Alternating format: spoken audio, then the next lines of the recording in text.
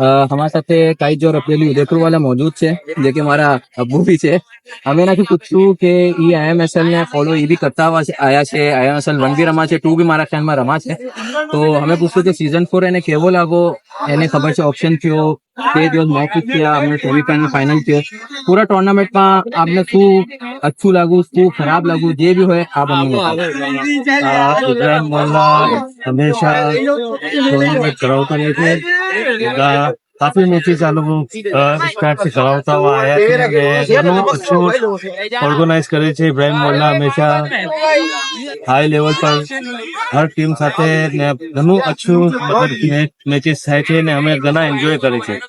ને ઘણા મોટા લેવલ પર આ લોકો હંમેશા ટુર્નામેન્ટ કરાવે છે ને ઘણું ફાઇનલ